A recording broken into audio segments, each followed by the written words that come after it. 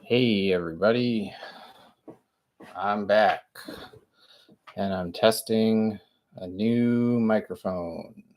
I actually already tested it, but I did that last time too, where I tested it ahead of time and it seemed fine.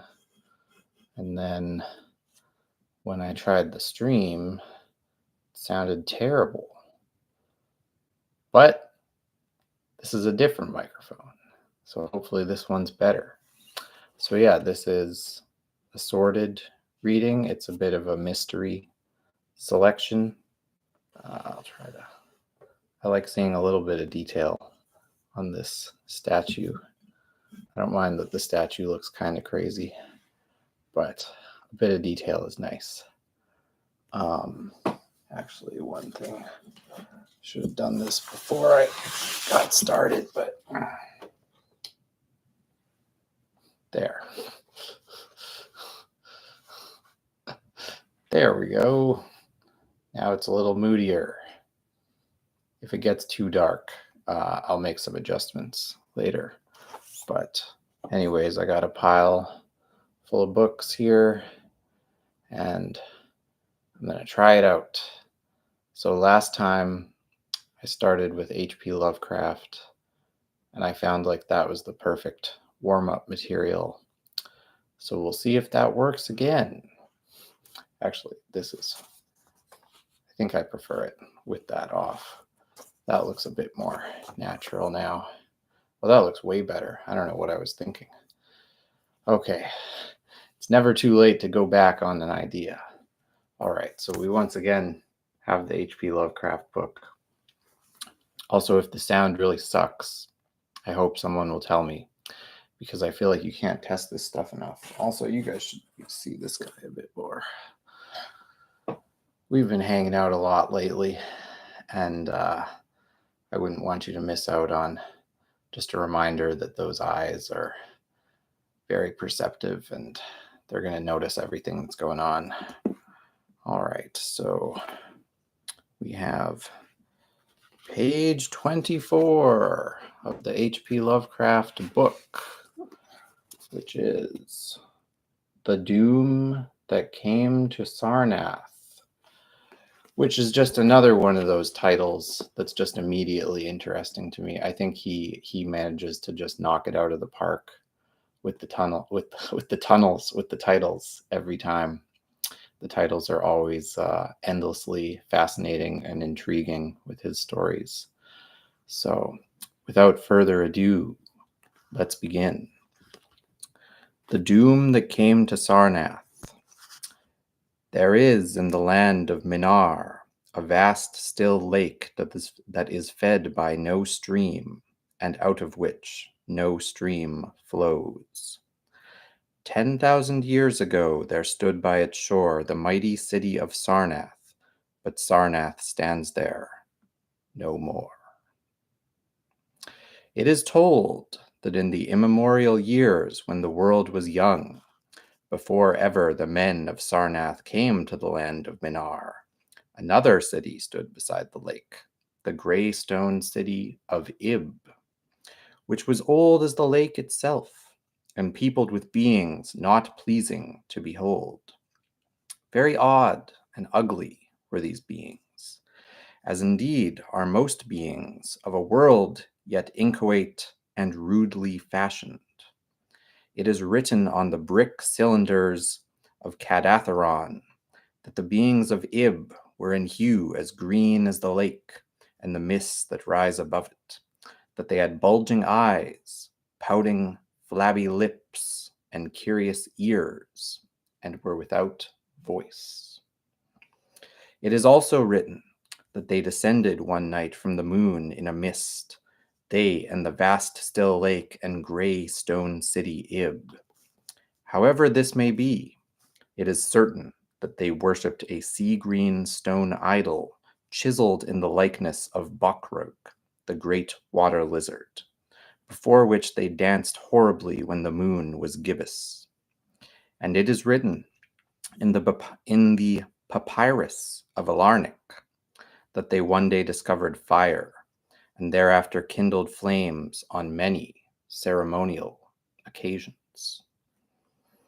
But not much is written of these beings, because they lived in very ancient times, and man is young and knows but little of the very ancient living things. After many eons, men came to the land of Minar, dark shepherd folk with their fleecy flocks, who built Thra, Larnek, and Cadatharon on the winding river Ai. And certain tribes, more hardy than the rest, pushed on to the border of the lake and built Sarnath at a spot where precious metals were found in the earth. Not far from the gray city of Ib did the wandering tribes lay the first stones of Sarnath, and at the beings of Ib they marveled greatly.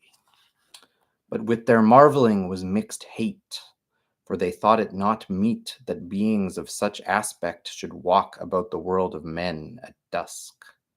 Nor did they like the strange sculptures upon the gray monoliths of Ib, for why those sculptures lingered so late in the world, even until the coming of men, none can tell, unless it was because the land of Minar is still very still, and remote from most other lands, both of waking and of dream. As the men of Sarnath beheld more of the beings of Ib, their hate grew, and it was not less because they found the beings weak and soft as jelly to the touch of stones and arrows. So one day, the young warriors, the slingers and the spearmen and the bowmen, marched against Ib and slew all the inhabitants thereof, pushing the queer bodies into the lake with long spears, because they did not wish to touch them. And because they did not like the gray sculptured monoliths of Ib, they cast these also into the lake, wondering from the greatness of the labor how ever the stones were brought from afar, as they must have been, since there is naught like them in the land of Minar or in the lands adjacent. Thus of the very ancient city of Ib was nothing spared, save the sea-green stone idol chiseled in the likeness of Bokrug, the water lizard. This the young warriors took back with them as a symbol of conquest over the old gods and beings of Ib, and as a sign of leadership in Minar. But on the night after it was set up in the temple, a terrible thing must have happened, for weird lights were seen over the lake. And in the morning the people found the idol gone and the high priest Taran Ish lying dead, as from some fear unspeakable. And before he died, Taran Ish had scrawled upon the altar of chrysolite with coarse, shaky strokes the sign of doom. After Taran Ish, there were many high priests in Sarnath, but never was the sea-green stone idol found. And many centuries came and went, wherein Sarnath prospered exceedingly, so that only priests and old women remembered what Taran Ish had scrawled upon the altar of chrysolite.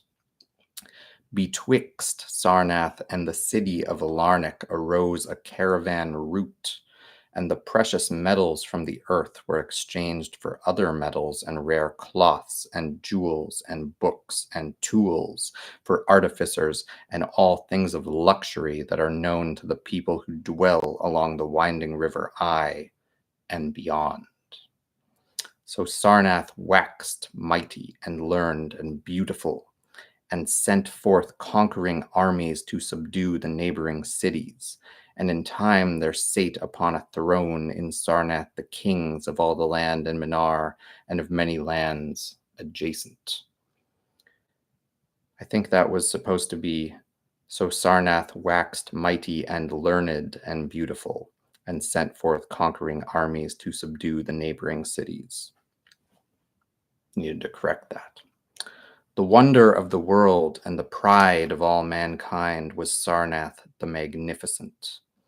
Of polished desert quarried marble were its walls, in height 300 cubits, and in breadth 75, so that chariots might pass each other as men drove them along the top. For full 500 stadia did they run, being open only on the side toward the lake, where a green stone sea wall kept back the waves that rose oddly once a year at the festival of the destroying of Ib. In Sarnath were 50 streets from the lake to the gates of the caravans, and 50 more intersecting them. With onyx were they paved, save those whereon the horses and camels and elephants trod, which were paved with granite. And the gates of Sarnath were as many as the landward ends of the streets, each of bronze, and flanked by the figures of lions and elephants carven from some stone no longer known among men. The houses of Sarnath were of glazed brick and chalcedony, each having its walled garden and crystal lakelet. With strange art were they builded, for no other city had houses like them, and travelers from Thra and Alarnach and Cadatharon marveled at the shining domes wherewith they were surmounted. But more marvelous still were the palaces and the temples and the gardens made by Zakar, the olden king. There were many palaces, the last of which were mightier than any in Thra or Alarnach or Cadatharon. So high were they that one within might sometimes fancy himself beneath only the sky. Yet when lighted with torches dipped in the oil of Dothr, their walls showed vast paintings of kings and armies, of a splendor at once inspiring and stupefying to the beholder. Many were the pillars of the palaces, all of tinted marble and carven into designs of surpassing beauty. And in most of the palaces the floors were mosaics of beryl and lapis lazuli and sardonyx and carbuncle and other choice materials, so disposed that the beholder might fancy himself walking over beds of the rarest flowers. And there were likewise fountains, which cast scented waters about in pleasing jets arranged with cunning art. Outshining all others was the palace of the kings of Minar and of the lands adjacent. On a pair of golden crouching lions rested the throne, many steps above the gleaming floor, and it was wrought of one piece of ivory, though no man lives who knows whence so vast a piece could have come. Drive a four-wheeler or power saw. Stop reading. Oh, I don't know how to drive. That part of my brain never got developed. Sorry.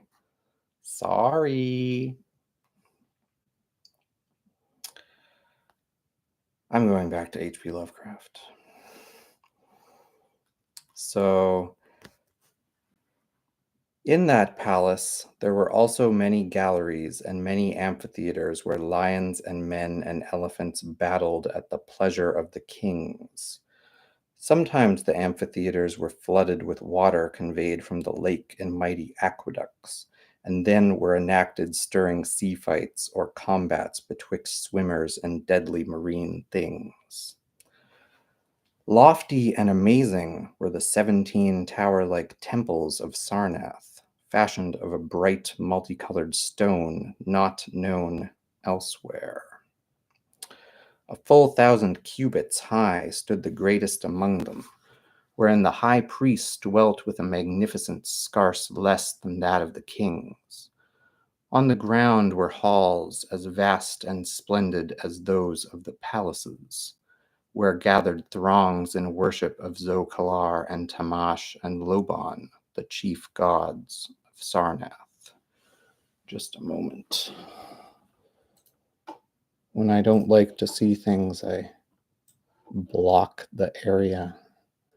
So I'm not looking at the view count or the comments because people are being mean to me while I'm just trying to read a book. I mean, if you don't like it, you can just watch something else.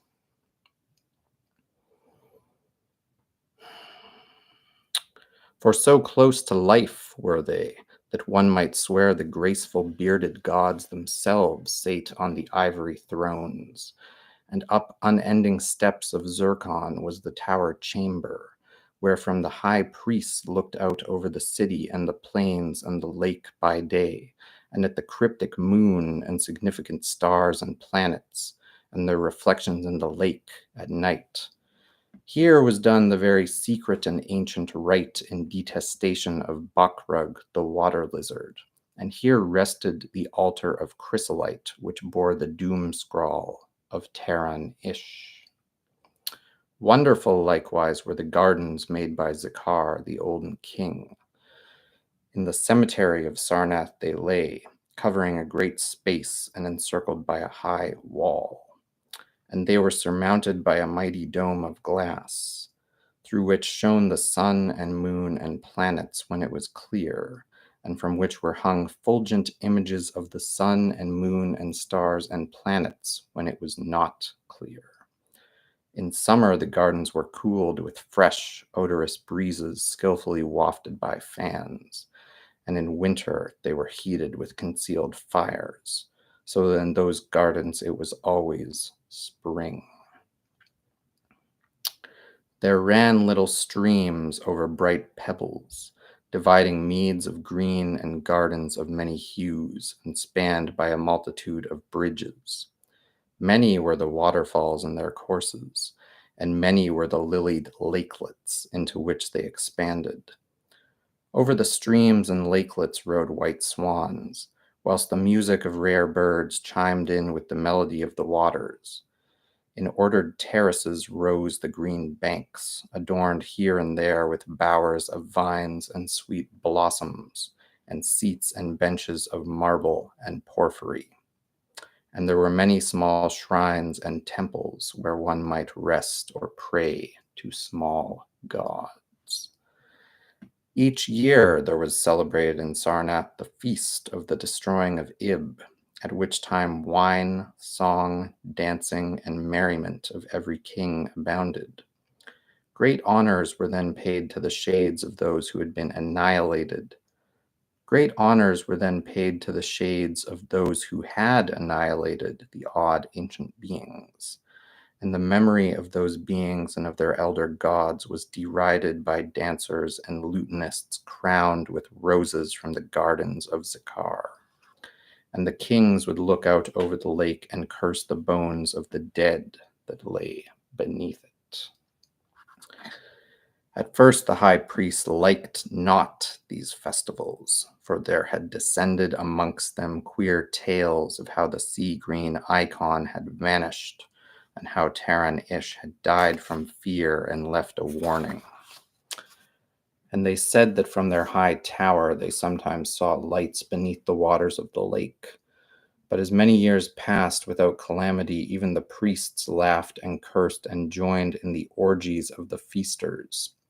Indeed, had they not themselves, in their high tower, often performed the very ancient and secret rite in detestation of Bakrug, the water lizard? And 1,000 years of riches and delight passed over Sarnath, wonder of the world. Gorgeous beyond thought was the feast of the 1,000th year of the destroying of Ib. For a decade had it been talked of in the land of Minar, and as it drew nigh there came to Sarnath on horses and camels and elephants men from Thra, Alarnik, and Kedatharon, and all the cities of Minar and the lands beyond. Before the marble walls on the appointed night were pitched the pavilions of princes and the tents of travelers. Within his banquet hall reclined Nargis High, the king, drunken with ancient wine from the vaults of conquered Penoth, and surrounded by feasting nobles and hurrying slaves. There were eaten many strange delicacies at that feast. Peacocks from the distant hills of Implan, heels of camels from the Benazic desert, nuts and spices from Sadathrian groves, and pearls from wave-washed metal dissolved in the vinegar of Thra. Of sauces there was an untold number, prepared by the subtlest cooks in all Minar, and suited to the palate of every feaster. But most prized of all the viands were the great fishes from the lake, each of vast size, and served upon golden platters set with rubies and diamonds. Whilst the king and his nobles feasted within the palace and viewed the crowning dish as it awaited them on golden platters, others feasted elsewhere. In the tower of the great temple the priests held revels, and in pavilions without the walls the princes of neighboring lands made merry. And it was the high priest Nai Ka who first saw the shadows that descended from the gibbous moon into the lake, and the damnable green mists that rose around from the lake to meet the moon, and to shroud in a sinister haze the towers and the domes of fated Sarnath. Therefore those in the towers and without the walls beheld strange lights on the water, and saw that the grey rock Acurion, which was wont to rear high above it near the shore, was almost submerged. And fear grew vaguely yet swiftly, so that the princes of Alarnic and of far Recall took down and folded their tents and pavilions and departed, though they scarce knew the reason for their departing. Then, close to the hour of midnight, all the bronze gates of Sarnath burst open and emptied forth a frenzied throng that blackened the plain, so that all the visiting princes and travelers fled away in fright. For on the faces of this throng was writ a madness born of horror unendurable, and on their tongues were words so terrible that no hearer paused for proof. Men whose eyes were wild with fear shrieked aloud of the sight within the king's banquet hall, where through the windows were seen no longer the forms of Nargis High and his nobles and slaves, but a horde of indescribable green voiceless things with bulging eyes, pouting flabby lips, and curious ears, things which danced horribly, bearing in their paws golden platters set with rubies and diamonds and containing uncouth flames. And the princes and travelers, as they fled from the doomed city of Sarnath on horses and camels and elephants, looked again upon the mist-begetting lake and saw the grey rock Acurion was quite submerged. Through all the land of Minar and the land adjacent spread the tales of those who had fled from Sarnath, and caravans sought the tales of those. Oh, I read the sentence incorrectly. A little distracted. Through all the land of Minar and the land adjacent spread the tales of those who had fled from Sarnath, and caravans sought that accursed city and its precious metals so no more. They stopped searching for the precious metals, if you were wondering what that meant. It was long ere any travelers went thither, and even then only the brave and adventurous young men of yellow hair and blue eyes, who are no kin to the men of Minar. These men indeed went to the lake to view Sarnath, but though they found the vast still lake itself, and the grey rock Acurion which rears high above it near the shore, they beheld not the wonder of the world and pride of all mankind, where once had risen walls of 300 cubits and towers yet higher, now stretched only the marshy shore, and where once had dwelt 50 million of men, now crawled the detestable water lizard. Not even the mines of precious metal remained. Doom had come to Sarnath. But half buried in the rushes were spied a curious green idol, an exceedingly ancient idol chiseled in the likeness of Bokrug, the great water lizard. That idol, enshrined in the high temple at Alarnic, was subsequently worshipped beneath the gibbous moon throughout the land of Minar. So that's the end of that story. I wasn't quite as into that story as the other one that I read, but it still had some pretty strong imagery that I enjoyed. And it is a workout for your vocabulary, which I thoroughly appreciate because now everything else will seem easier. So do I want to do more H.P. Lovecraft? Let me see how long this story is. Oh, this story is pretty short. And this one might be a bit more my speed.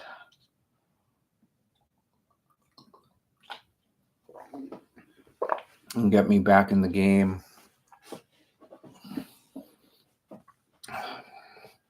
There's a lot of things I'm tempted to say,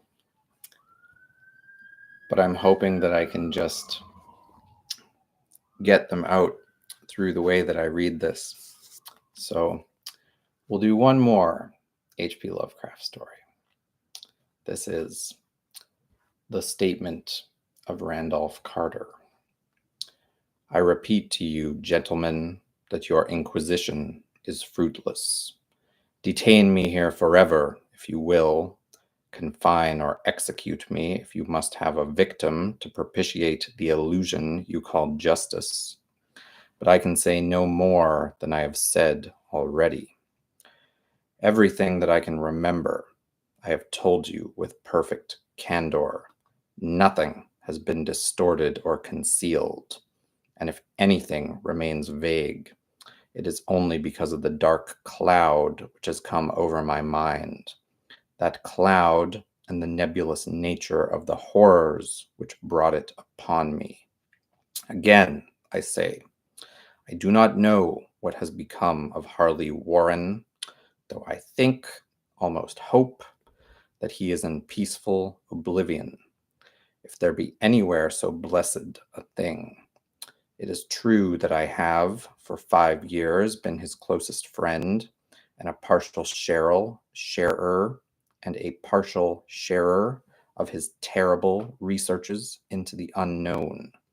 I will not deny, though my memory is uncertain and indistinct, that this witness of yours may have seen us together, as he says, on the Gainesville Pike, walking towards Big Cypress Swamp at 11:30 on that awful night. That we bore electric lanterns, spades, and a curious coil of wire with attached instruments, I will even affirm, for these things all played a part in the single hideous scene which remains burned into my shaken recollection. But of what followed, and of the reason I was found alone and dazed on the edge of the swamp next morning, I must insist that I know nothing save what I have told you over and over again. You say to me that there is nothing in the swamp or near it which could form the setting of that frightful episode. I reply that I knew nothing beyond what I saw. Vision or nightmare it may have been. Vision or nightmare I fervently hope it was. Yet it is all that my mind retains of what took place in those shocking hours after we left the sight of men. And why Harley Warren did not return, he or his shade, or some nameless thing I cannot describe, alone can tell. As I have said before, the weird studies of Harley Warren were well known to me, and to some extent shared by me. Of his vast collection of strange, rare books on forbidden subjects, I have read all that are written in the languages of which I am master, but these are few as compared with those in languages I cannot understand. Most, I believe, are in Arabic, and the fiend-inspired book which brought on the end, the book which he carried in his pocket out of the world, was written in characters whose like I never saw elsewhere. Warren would never tell me just what was in that book. As to the nature of our studies, must I say again that I no longer retain full comprehension? It seems to me rather merciful that I do not, for they were terrible studies, which I pursued more through reluctant fascination than through actual inclination. Warren always dominated me, and sometimes I feared him. I remember how I shuddered at his facial expression on the night before the awful happening, when he talked so incessantly of his theory why certain corpses never decay, but rest firm and fat in their tombs for 1,000 years. But I do not fear him now, for I suspect that he has known horrors beyond my ken.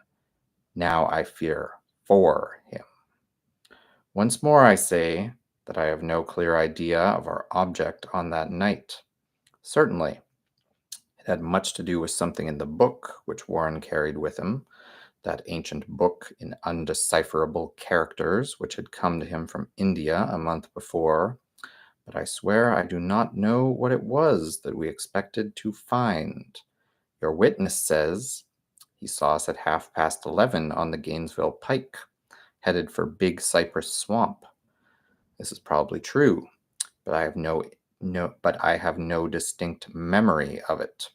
The picture seared into my soul is of one scene only, and the hour must have been long after midnight, for a waning crescent moon was high in the vaporous heavens. The place was an ancient cemetery, so ancient that I trembled at the manifold signs of immemorial years. It was in a deep, damp hollow overgrown with rank grass, moss, and curious creeping weeds, and filled with a vague stench which my idle fancy associated absurdly with rotting stone. On every hand were the signs of neglect and decrepitude, and I seemed haunted by the notion that Warren and I were the first living creatures to invade a lethal silence of centuries. Over the valley's rim, a wan, waning crescent moon peered through the noisome vapors that seemed to emanate from unheard-of catacombs, and by its feeble, wavering beams I could distinguish a repellent array of antique slabs, urns, cenotaphs, and mausoleum facades, all crumbling, moss-grown, and moisture-stained, and partly concealed by the gross luxuriance of the unhealthy vegetation. My first vivid impression of my own presence in this terrible necropolis concerns the act of pausing with Warren before a certain half-obliterated sepulchre and of throwing down some burdens which we seemed to have been carrying. I now observed that I had with me an electric lantern and 2 spades, whilst my companion was supplied with a similar lantern and a portable telephone outfit. No word was uttered, for the spot and the task seemed known to us, and without delay we seized our spades and commenced to clear away the grass, weeds, and drifted earth from the flat, archaic mortuary. After uncovering the entire surface, which consisted of 3 immense granite slabs, we stepped back some distance to survey the charnel scene, and Warren appeared to make some mental calculations.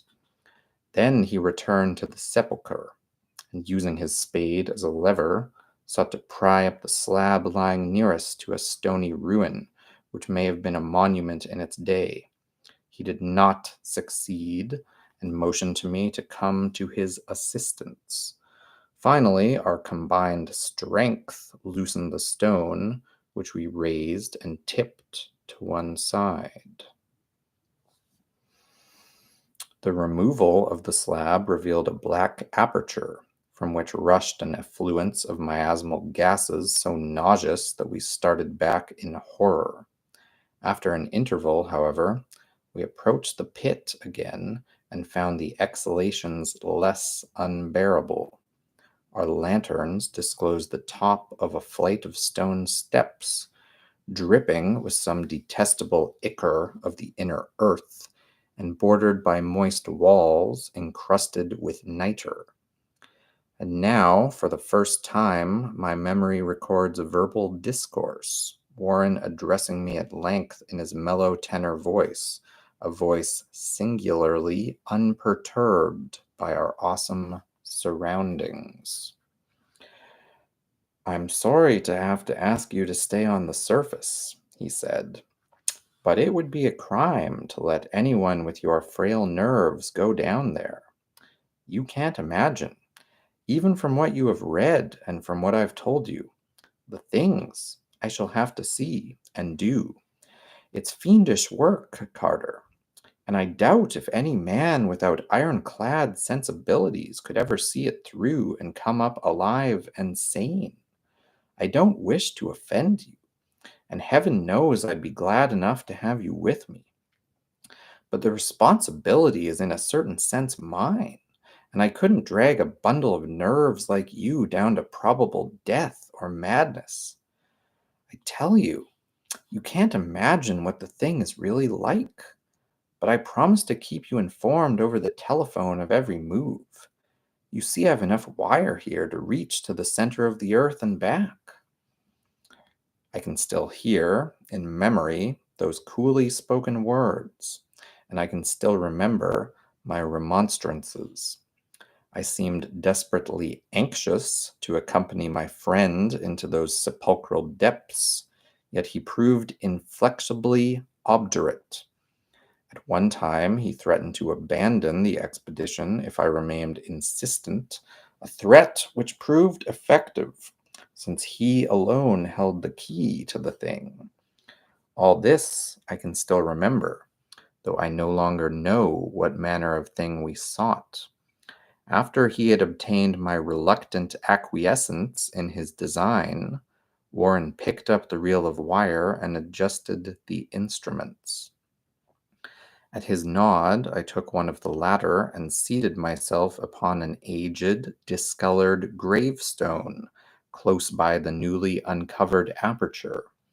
Then he shook my hand, shouldered the coil of wire, and disappeared within that indescribable ossuary. For a minute, I kept sight of the glow of his lantern and heard the rustle of the wire as he laid it down after him, but the glow soon disappeared abruptly, as if a turn in the stone staircase had been encountered, and the sound died away almost as quickly. I was alone, yet bound to the unknown depths by those magic strands whose insulated surface lay green beneath the struggling beams of that waning crescent moon. I constantly consulted my watch by the light of my electric lantern, and listened with feverish anxiety at the receiver of the telephone, but for more than a quarter of an hour heard nothing. Then a faint clicking came from the instrument, and I called down to my friend in a tense voice. Apprehensive as I was nevertheless unprepared for the words which came up from that uncanny vault in accents more alarmed and quivering than any I had heard before from Harley Warren.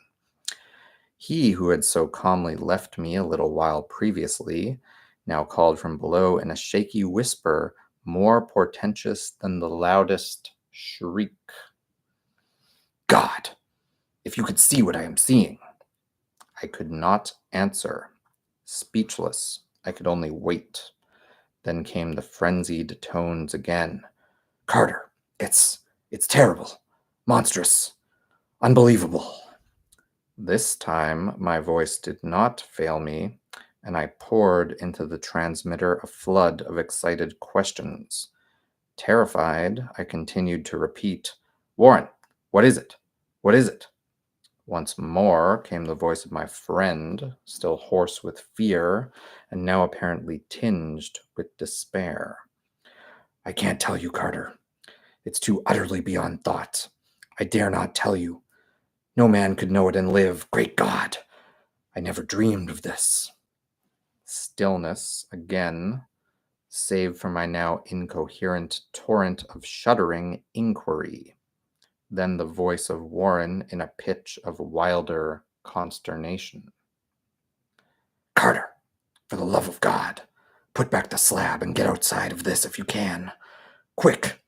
Leave everything else and make for the outside. It's your only chance. Do as I say, and don't ask me to explain. I heard, yet was able only to repeat my frantic questions. Around me were the tombs and the darkness and the shadows. Below me, some peril beyond the radius of the human imagination.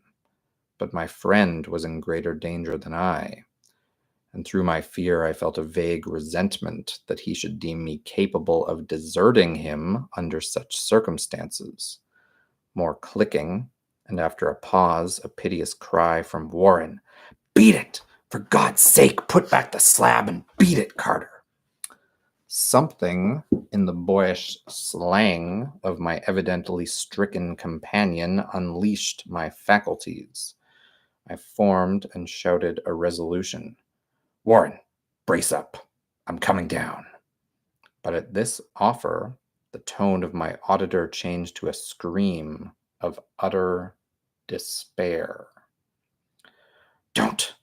You can't understand. It's too late. And my own fault. Put back the slab and run. There's nothing else you or anyone can do now."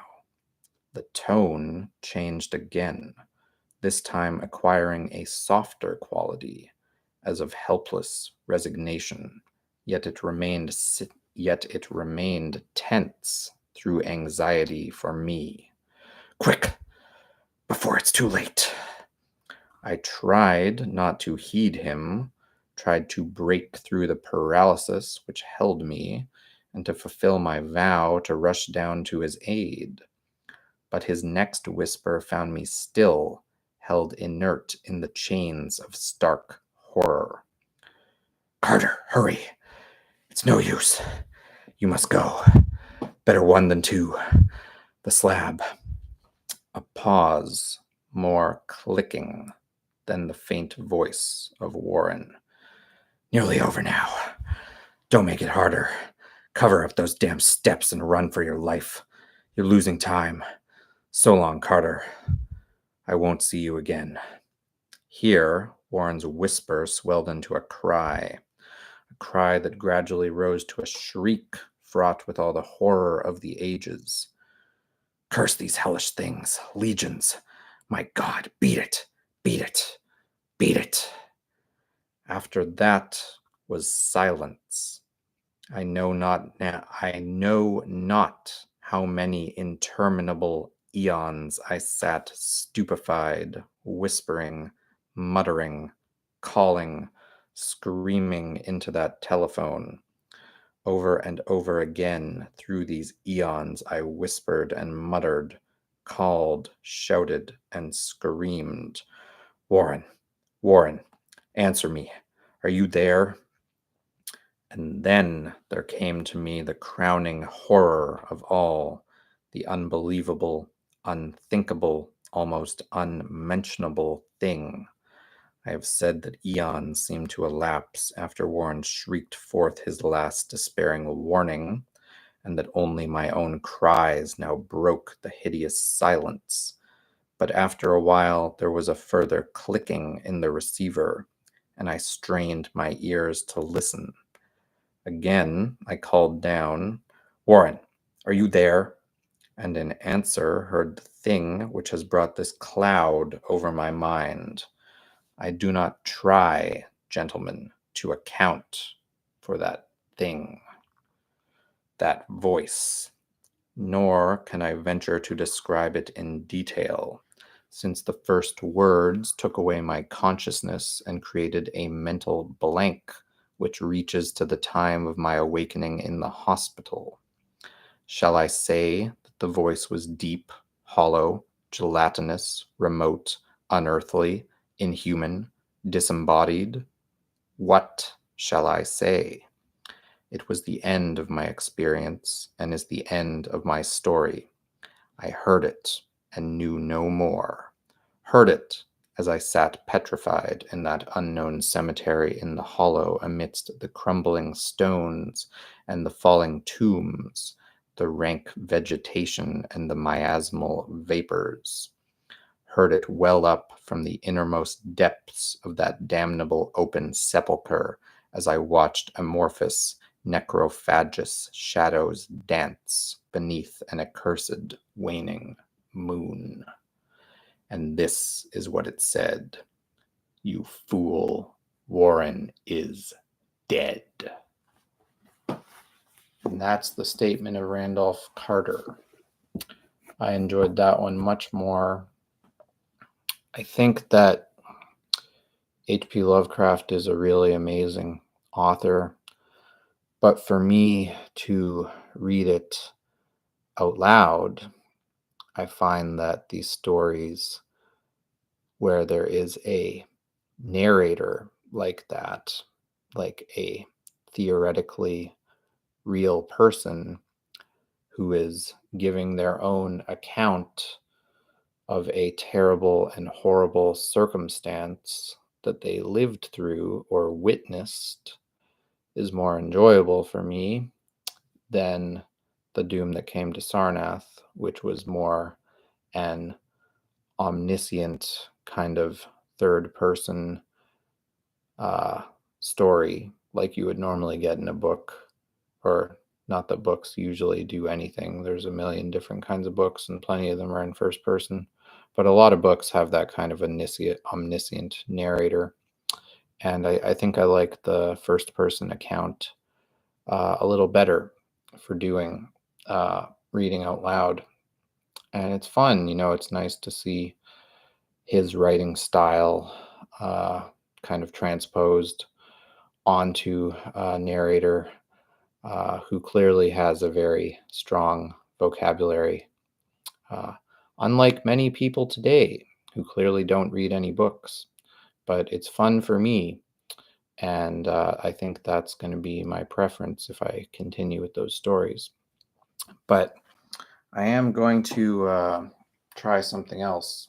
I'm not going to do pure Lovecraft all the time. But it is a good warm-up. It's pretty fun. So now, for the opposite end of the scale, I'm going to try something a bit more fun. So if anybody's familiar with this series, I'm just going to show the cover. If you're familiar with the series, then you'll know you're in for a treat. And if you're not, then maybe you'll enjoy it. Maybe you won't. I stayed at, I'm going to do a brief memory before I get into this. I stayed at my uncle's house when I was in junior high school for 3 weeks. He lives in a different province, and I was having a difficult time sleeping one evening, and he had this big bookshelf, and I found a book full of P.G. Wodehouse stories, and I started reading them, and I read quite a bit of that book that evening, and then continued to read the book. I read every story in the book by the time, because I was staying at this house for 3 weeks, so I had a decent amount of time, but by the end of the stay, I had read the entire book because I just loved it so much, and it was a delightful find for me at the time, because I had a lot on my mind, and sleeping in an unfamiliar place was very helpful. So whenever I see this author, I always think of that. And one day I would like to get a copy of that, those short stories, because it would be nice to relive some of those. But for now, I'm going to try this one, and we'll see how far I get, and then I'll probably call it a day. But this is enjoyable, even with some potential discouragement. I'm still enjoying it.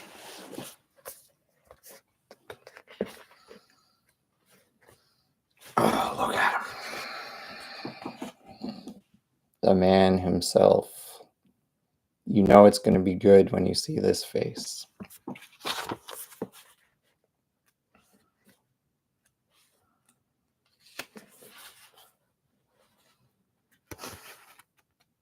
This is going to be a different challenge, because I'm going to try to not burst out laughing. But we'll see. We'll see about that.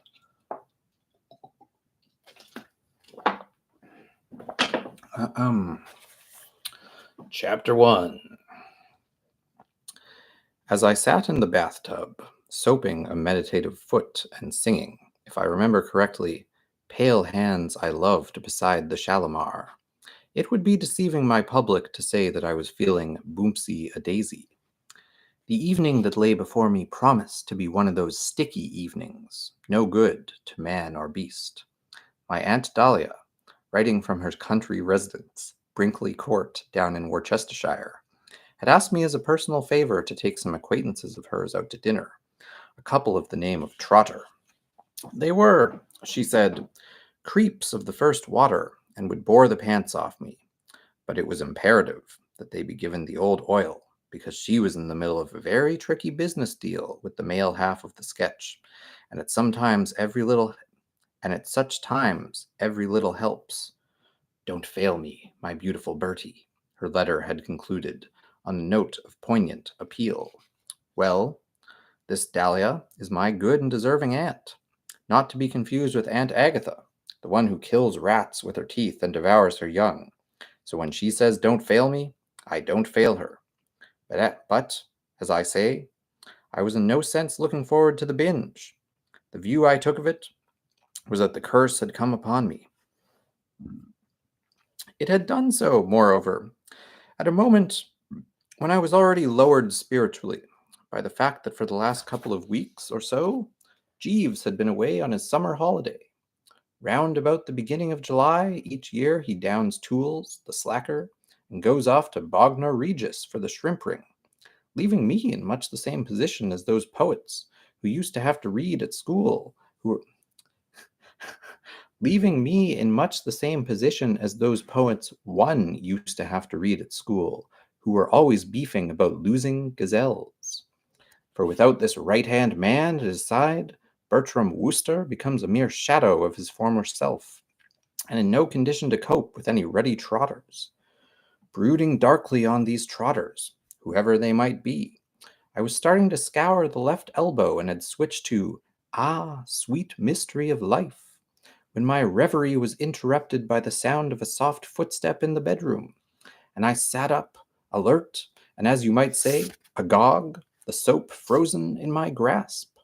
If feet were stepping softly in my sleeping quarters, it could only mean, I felt, unless of course a burglar had happened to drop in, that the prop of the establishment had returned from his vacation, no doubt looking bronzed and fit. A quiet cough told me that I had reasoned astutely, and I gave tongue. Is that you, Jeeves? Yes, sir. Home again? What? Yes, sir. Welcome to 3A Berkeley Mansions, Lundy. Welcome to 3A Berkeley Mansions, London, W1, I said, feeling like a shepherd when a strayed sheep comes trickling back to the fold. Did you have a good time? Most agreeable, thank you, sir. You must tell me all about it. Certainly, sir. At your convenience.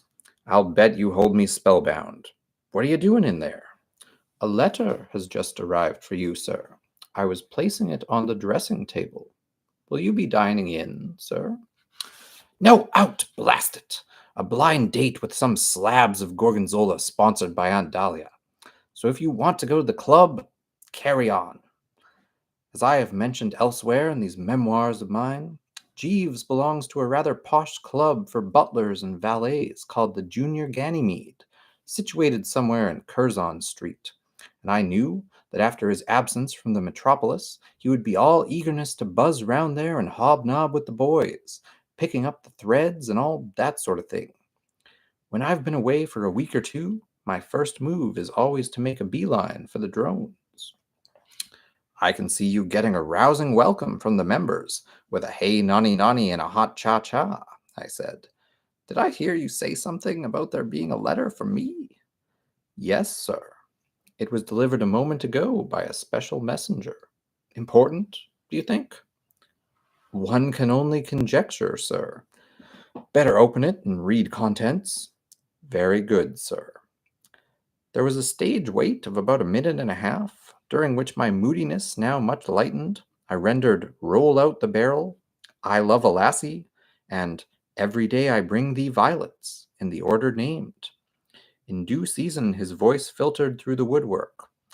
The letter is of considerable length, sir. Perhaps if I were to give you its substance? Do so, Jeeves. already at this end. It is from a Mr. Percy Gorringe, sir, omitting extraneous matter and concentrating on essentials. Mr. Gorringe wishes to borrow £1,000 from you. I started sharply, causing the soap to shoot from my hand and fall with a dull thud on the bath mat. With no preliminary warning to soften the shock, his words had momentarily unmanned me. It is not often that one is confronted with ear biting on so majestic a scale, a fiver till next Wednesday being about the normal tariff. You said what, Jeeves? £1,000? But who is this hound of hell? I don't know any Gorringes.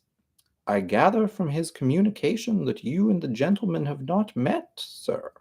But he mentions that he is the stepson of a Mr. L.G. Trotter, with whom Mrs. Travers appears to be acquainted. I nodded. Not much use, of course, as he couldn't see me. Yes, he's on solid ground there, I admitted. Aunt Dahlia does know Trotter. He's the bloke she had asked me to put the nose bag on tonight. So far, so good.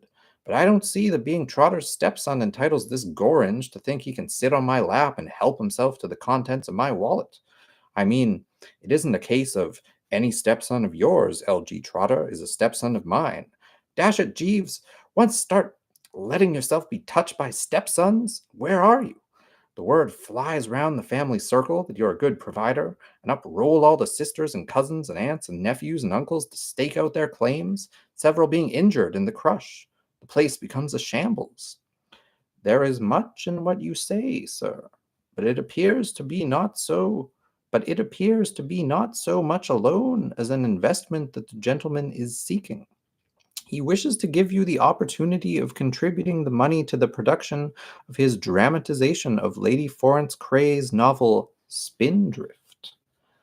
Oh, that's it, is it? I see. Yes, one begins to follow the trend of thought. This Florence Craye is, well, I suppose you would call her a sort of step cousin of mine, or cousin once removed, or something of that nature. She is Lord Worpleson's daughter. And old W, in a moment of temporary insanity, recently married my Aunt Agatha on second noses, as I believe the expression is. She is one of those intellectual girls, her being crammed to bursting point with the little gray cells. And about a year ago, possibly because she was full of the divine fire, but more probably because she wanted something to take her mind off Aunt Agatha, she wrote this novel, and it was well received by the intelligentista, who notoriously enjoy the most frightful bilge. Did you ever read Spindrift? I asked, retrieving the soap. I skimmed through it, sir. What did you think of it? Go on, Jeeves. Don't be coy. The word begins with an L. Well, sir, I would not go so far as to apply to it the adjective which I fancy you have in mind. But it seemed to me a somewhat immature production, lacking in significant form. My personal tastes lie more in the direction of Dostoevsky and the great Russians. Nevertheless, the story was not wholly devoid of interest, and might possibly have its appeal for the theater-going public. I mused a while. I was trying to remember something, but couldn't think what. Then I got it. But I don't understand this, I said. I distinctly recall Aunt Dahlia telling me that Florence had told her that some manager had taken the play and was going to put it on. Poor misguided sap, I recollect saying. Well, if that's so, why is Percy dashing about trying to get into people's ribs like this? What does he want £1,000 for? These are deep waters, Jeeves. That is explained in the gentleman's letter, sir. It appears that one of the syndicate financing the venture, who had promised the sum in question, finds himself unable to fulfill his obligations. This, I believe, frequently happens in the world of the theater. I mused again, letting the moisture from the sponge slide over the torso. Another point presented itself. But why didn't Florence tell Percy to go and have a pop at Stilton Cheesewright? She being engaged to him, I mean. One would have thought that Stilton, linked to her by bonds of love, would have been the people's choice. Possibly Mr. Cheesewright has not £1,000 at his disposal, sir. That's true. I see what you're driving at. Whereas I have, you mean? Precisely, sir. The situation had clarified somewhat. Now that I had the facts, I could discern. Now that I had the facts, I could discern that Percy's move had been based on sound principles.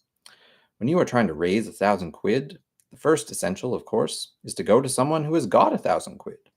And no doubt he had learned from Florence that I was stagnant with the stuff.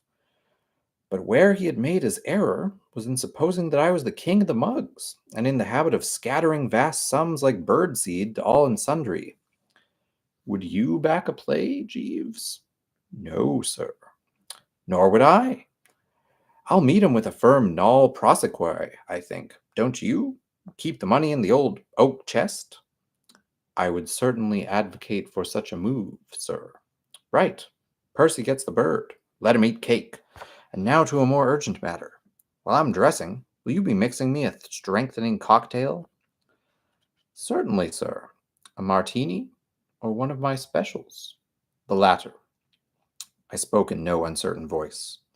It was not merely the fact that I was up against an evening with a couple whom Aunt Dahlia, always a good judge, had described as creeps that influenced this decision on my part. I needed fortifying for another reason. These last few days, with Jeeves apt to return at any moment, it had been borne in upon me quite a good deal that when the time came for us to stand face to face, I should require something pretty authoritative in the way of bracers to nerve me for what I would inevitably, for what would be. Fuck. This book is harder than I thought, but I love the language very much.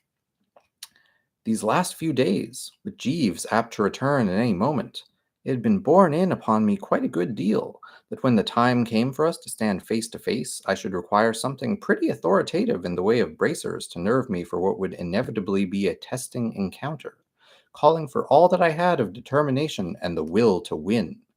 If I was to emerge from it triumphant, no stone must be left unturned and no avenue unexplored.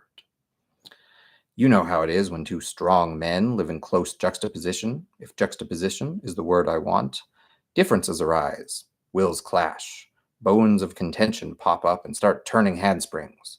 No one was more keenly alive than I to the fact that one such bone was scheduled to make its debut the instant I swam into his ken, and mere martinis, I felt, despite their numerous merits, would not be enough to see me through the ordeal that confronted me.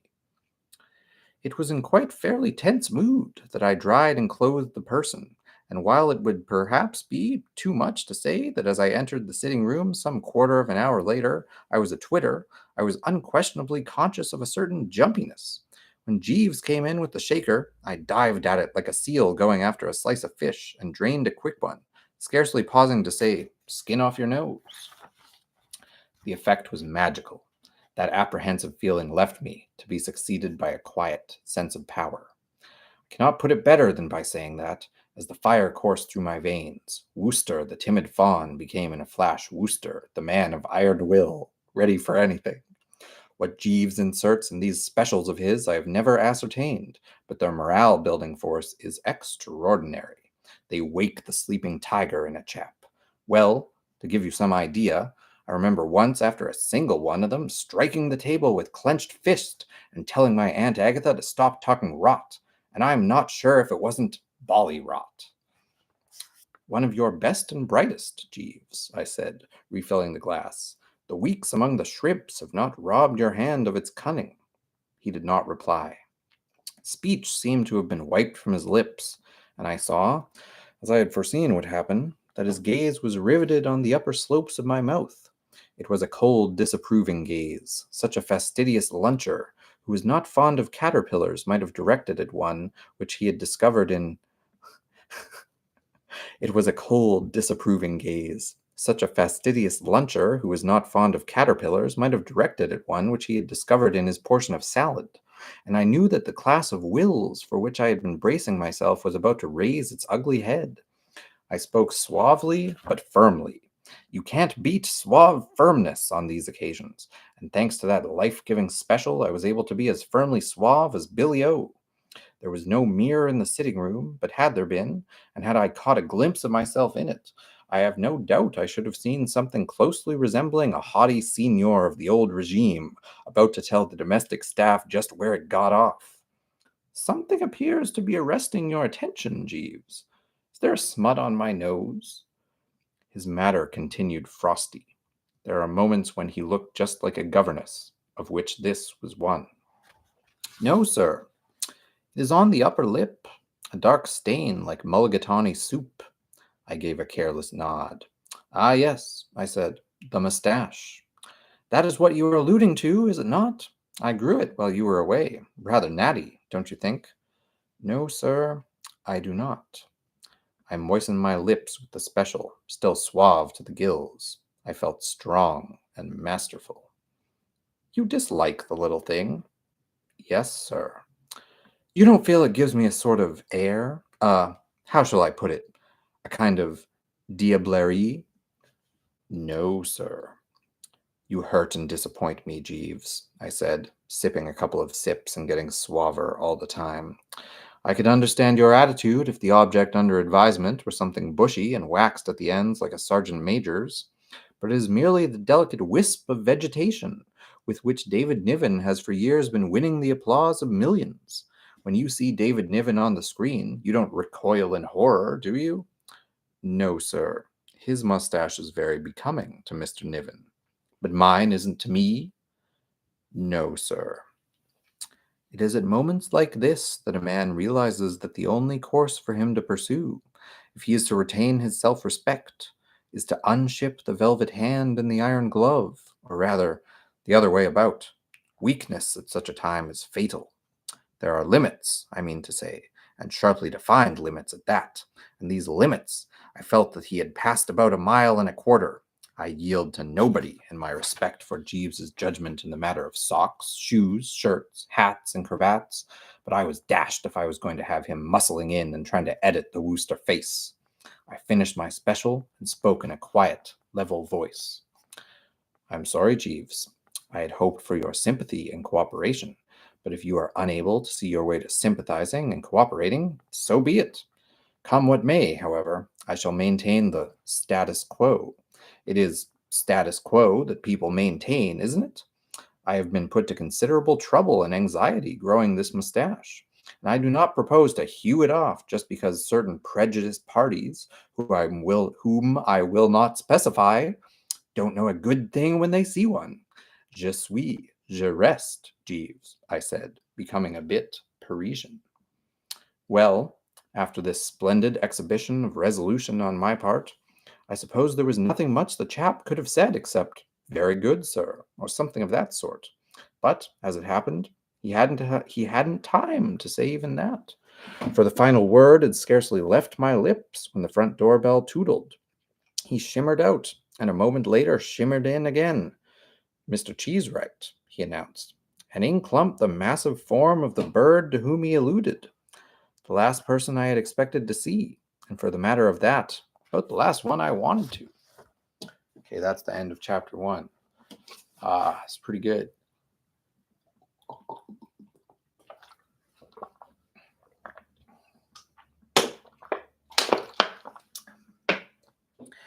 I feel like P.G. Wodehouse has a very particular rhythm that is kind of amazing that he can write a whole book in that rhythm.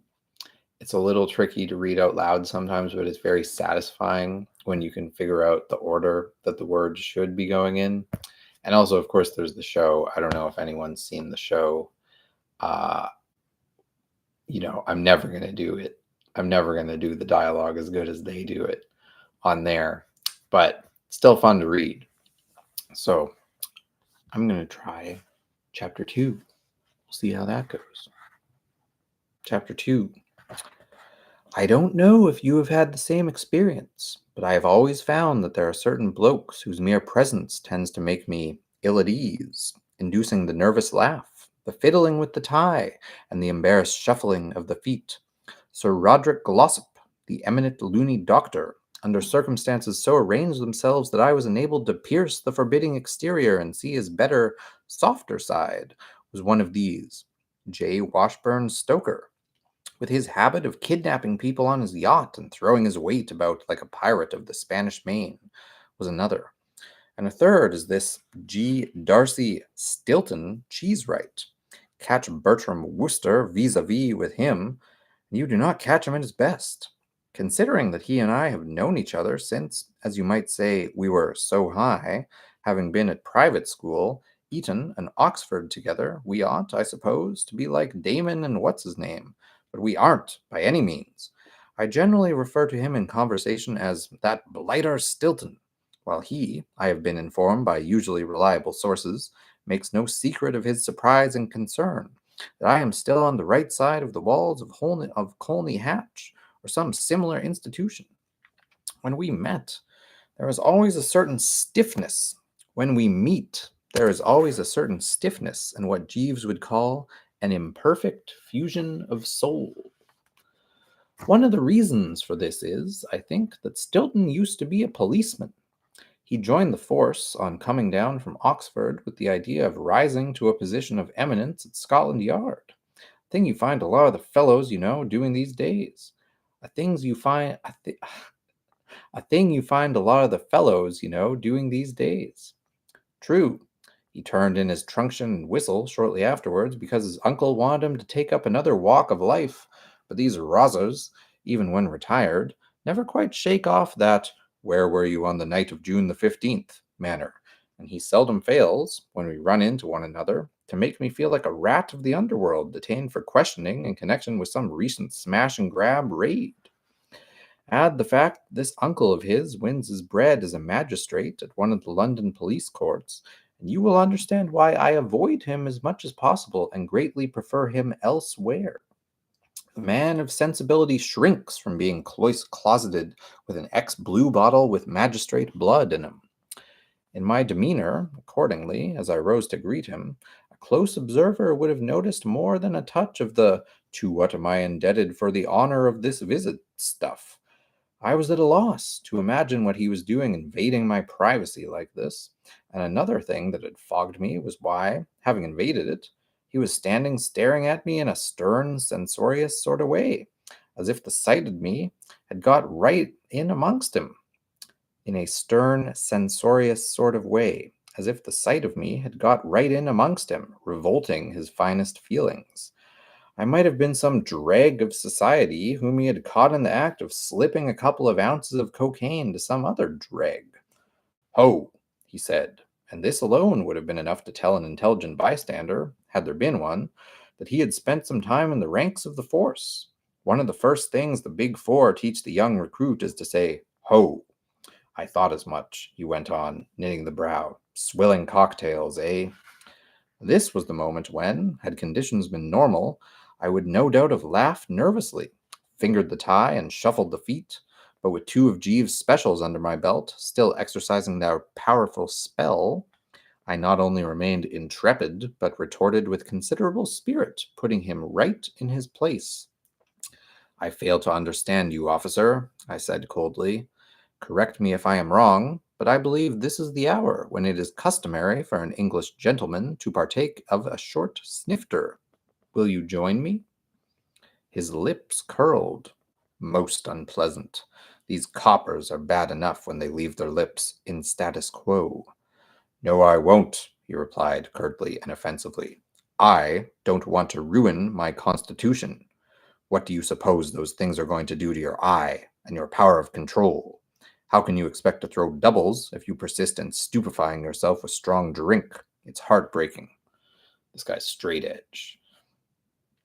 I saw it. He was thinking of the darts sweep. The annual darts sweep is one of the high spots of life at the Drones Club. It never fails to stir the sporting instincts of the members, causing them to roll up in dense crowds and purchase tickets at 10 bob a go, with the result that the sum in the kitty is always colossal. This time my name had been drawn by Stilton, and as Horace Pendlebury Davenport, last year's winner, had gone and got married and his wife's suggestion resigned his membership, the thing was pretty generally recognized as a sitter for me, last year's runner-up. Wooster, the words flew to and fro, is the deadliest of snips. He throws a beautiful dart. So I suppose it was only natural, in a way, that, standing, if all went well, to scoop in a matter of 56 pounds 10 shillings. Stilton should feel that it was his mission in life to see that I kept at the peak of my form. But that didn't make this incessant surveillance of his easier to endure. Ever since he had glanced at his ticket, seen that it bore the name Wooster, and learned that I was a red-hot favorite for the tourney, his attitude towards me had been that of an official at Borstal told off to keep an eye on a more than ordinarily up-and-coming juvenile delinquent. He had a way of looming up beside me at the club, sniffing quickly at my glass and giving me an accusing look, coupled with a sharp whistling intake of the breath. And here he was now doing the same thing in my very home. It was worse than being back in the little Lord Fauntleroy suit and ringlets and having a keen-eyed nurse always at one's elbow, watching one's every move like a bally hawk. I was about to say how deeply I resented being tailed up in this manner when he resumed. "I have come here tonight to talk seriously to you, Wooster," he said, frowning in a most unpleasant manner. "I am shocked at the casual, frivolous ways in which you are treating this darts tournament. You seem not to be taking the most elementary precautions to ensure victory on the big day. It's the old story. Overconfidence. All these fatheads keep telling you you're sure to win, and you suck it down like one of your beastly cocktails. Well, let me tell you, you're living in a fool's paradise. I happened to look in at the drones this afternoon, and Freddie Widgeon was at the darts board, stunning all beholders with a performance that took the breath away. His accuracy was sensational." I waved a hand and tossed the head. In fact, I suppose you might say I bridled. He had wounded my amour propre. "Cha!" I said, registering scorn. "Eh?" I said, "Cha!" with reference to F. Widgeon. I know his form backwards, flashy, but no staying power. The man will be less than dust beneath my chariot wheels. That's what you think. As I said before, overconfidence. You can take it from me that Freddie is a very dangerous competitor. I happen to know that he has been strict training for weeks. He's knocked off smoking and has a cold bath every morning. Did you have a cold bath this morning? Certainly not. What do you suppose the hot tap's for? Do you do Swedish exercises before breakfast? I wouldn't dream of such a thing. Leave these excesses to the Swedes, I say. No, said Stilton bitterly. All you do is riot and revel and carouse. I am told that you were at the party of Cat's Meat Potter Pipe. I'm going to start that again. No, said Stilton bitterly. All you do is riot and revel and carouse. I am told that you were at that party of Cat's Meat Potter Purbrights last night. You probably reeled home at 3 a.m, rousing the neighborhood with drunken shouts. I raised a haughty eyebrow. This police persecution was intolerable. You would scarcely expect me, constable, I said coldly, to absent myself from the farewell supper of a boyhood friend who is leaving for Hollywood in a day or two and may be away from civilization for years. Cat's meat would have been pain to his foundations if I had oiled out. And it wasn't 3 a.m, it was 2:30. Did you drink anything? The merest sip. And smoke? The merest cigar. I don't believe you. I'll bet, if the truth was known, said Stilton morosely, intensifying the darkness of his frown, you lowered yourself to the level of the beasts of the field. I'll bet you whooped it up like a sailor in a Marseille bistro. And from the fact that there is a white tie round your neck and a white waistcoat attached to your foul stomach at this moment, I gather that you are planning to be off shortly to some other nameless orgy. I laughed one of my quiet laughs. The word amused me. Orgy, eh? I'm giving dinner to some friends of my Aunt Dahlia's, and she strictly warned me to lay off the old Fellarian because my guests are teetotalers. When the landlord fills the flowing bowl, it will be with lemonade, barley water, or possibly lime juice. So much for your nameless orgies. This, as I had expected, had a mollifying effect on his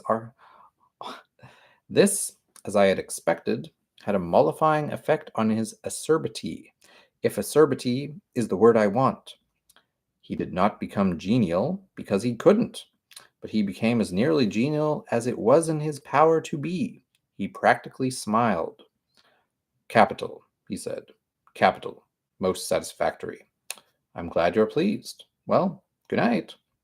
Teetotalers, eh? Yes, that's excellent. But avoid all rich foods and sauces, and be sure to get to bed early. What was that you said? I said, good night. You'll be wanting to run along, no doubt. I'm not running along. He looked at his watch. Why the devil are women always late? He said peevishly. She ought to have been here long ago. I've told her over and over again, if there's one thing that makes Uncle Joe furious, it's being kept waiting for his soup. This introduction of the sex motif puzzled me. She? Florence. She is meeting me here. We're dining with my uncle. Oh, I see. Well, well. So Florence will be with us ere long, will she? Splendid, splendid, splendid. I spoke with quite a bit of warmth and animation, trying to infuse a cheery note into the proceedings, and immediately wished I hadn't, because he quivered like a palsy patient and gave me a keen glance, and I saw that we had got on to dangerous ground. A situation of considerable delicacy had been precipitated. One of the things which makes it difficult to bring about a beautiful friendship between G. Darcy Cheesewright and self is the fact that not long ago I unfortunately got tangled up in his love life. Incensed by some crack he had made about modern enlightened thought being practically a personal buddy of hers, Florence gave him the swift heave-ho, and, much against my will, but she seemed to wish it, became betrothed to me. And this had led Stilton, a man of volcanic passions, to express a desire to tear me limb from limb and dance buck and wing dances on my remains. He also spoke of stirring up my face like an omelette and buttering me over the West End of London. Fortunately, before matters could proceed to this awful extreme, love resumed work at the old stand, with the result that my nomination was cancelled and the peril passed. But he has never really got over the distressing episode. Ever since then, the green-eyed monster has always been more or less round and about, ready to snap into action at the drop of a hat, and he has tended to dock at me as a snake in the grass that can do with a lot of watching. So, though disturbed, I was not surprised that he now gave me that keen glance and spoke in a throaty growl, like a Bengal tiger snarling over its breakfast coulis. What do you mean, splendid? Are you so anxious to see her? I saw that tact would be required. Not anxious, exactly, I said smoothly. The word is too strong. It's just that I would like to have her opinion of this mustache of mine. She is a girl of taste, and I would be prepared to accept her verdict. Shortly before you arrived, Jeeves was subjecting the growth to some destructive criticism, and it shook me a little. What do you think of it, by the way? I think it's ghastly. Ghastly. Revolting. You look like something in the chorus line of a touring revue. But you say Jeeves doesn't like it? He didn't seem to. Ah, so you'll have to shave it. Thank God for that. I stiffened. I resent the view so widely held in my circle of acquaintances that I am a mere hey you man in the home, bowing to Jeeves' behests like a Hollywood yes man. Over my dead body I'll shave it. It stays just where it is, rooted to the spot. A fig for Jeeves, if I may use the expression. He shrugged his shoulders. Well, it's up to you, I suppose, if you don't mind making yourself an eyesore. I stiffened a bit further. Did you say eyesore? Eyesore was what I said. Oh, it was it? I riposted. And it is possible that, had we not been interrupted, the exchanges would have become heated, for I was still under the stimulating influence of those specials, and in no mood to brook back chat. But before I could tell him that he was a fat-headed ass, incapable of recognizing the rare and the beautiful if handed to him on a skewer, the doorbell rang again, and Jeeves announced Florence. Okay, that's the end of chapter 2. That may be all I can do, although it is very enjoyable. And this one got a little weird early on, but I feel like I managed to bring it back. And you know what? There's no reason to stop doing things you can enjoy. So that's what I'll leave you with for today.